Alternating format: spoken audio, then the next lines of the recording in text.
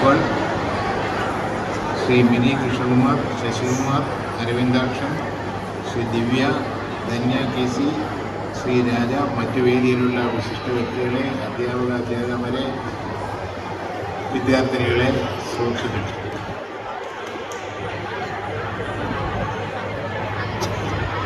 1918 സ്ഥാപിതമായ Palakkad government Moyans model school higher secondary school Palakkad ജില്ലയിലെ ഏറ്റവും പഴക്കമുള്ള സ്കൂളാണ്.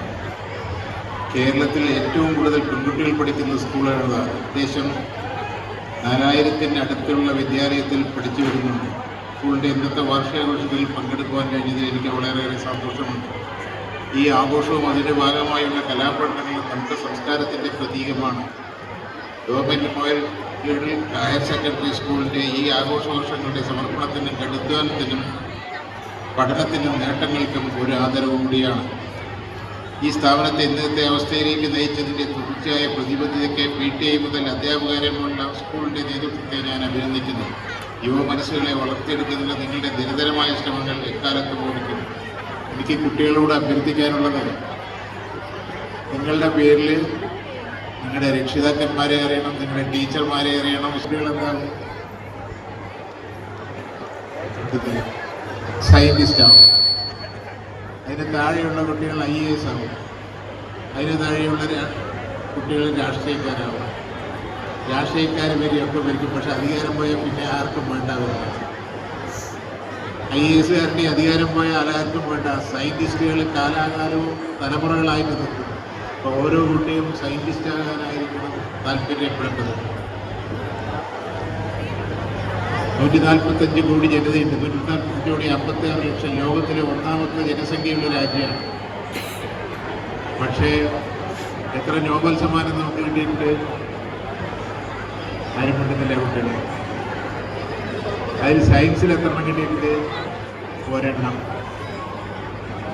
എന്തുകൊണ്ട്? ഇതിനേക്കാളും ചെറിയ കേരളത്തിനേക്കാളും കൊച്ചു രാജ്യങ്ങൾ 16 17 നോബൽ സമ്മാനം കിട്ടിയിരിക്കുമ്പോൾ നമുക്ക് എന്തുകൊണ്ട് കിട്ടിയില്ല എന്നുള്ളതിനെക്കുറിച്ച് രക്ഷിതാക്കന്മാരും അധ്യാപകന്മാരും എല്ലാവരും അതിന് ഉത്തരം പറയേണ്ട അവസ്ഥയിലാണ്.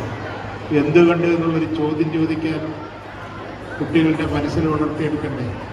ഇപ്പോൾ ഫാനും ലൈറ്റും മൈക്കും ഒക്കെ വർക്ക് ചെയ്യേണ്ട ഒരേ എന്തുകൊണ്ട് അങ്ങനെ ചെയ്യുന്നുള്ളൊരു ചോദ്യം ചോദിക്കാനുള്ള ഒരു മനസ്സ് വരണ്ടേ?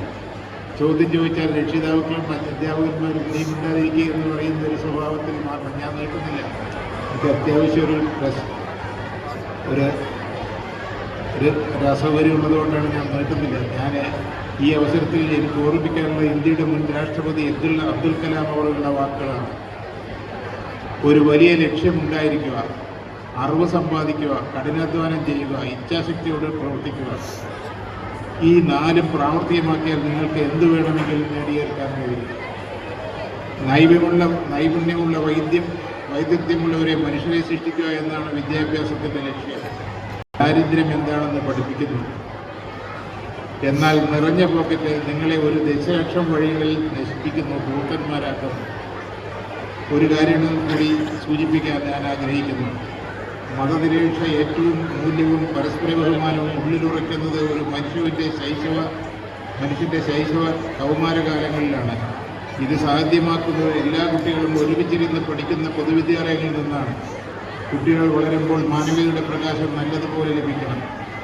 ഇതോടൊപ്പം നമ്മുടെ രാജ്യത്തെ സാഹചര്യത്തിൽ നമ്മുടെ സമൂഹത്തിൻ്റെ പ്രത്യേക വെച്ചും വിദ്യാർത്ഥികൾ അന്തരീക്ഷവൽക്കൃത നല്ലതുപോലെ ശക്തിപ്പെടുത്താനാകണം. ജനാധിപത്യ ബോധം നല്ല നിലയിൽ കുട്ടികളിൽ വളർത്തിയെടുക്കാൻ കഴിയണം. വിദ്യാഭ്യാസം അതിനെല്ലാം കൂടി സന്തോഷത്തോടെ ഈ കാര്യപരിപാടി ഉദ്ഘാടനം ചെയ്തതായി പ്രഖ്യാപിച്ചുകൊണ്ട് എൻ്റെ വാക്കുകൾ അവസാനിക്കുന്നു. നമസ്കാരം.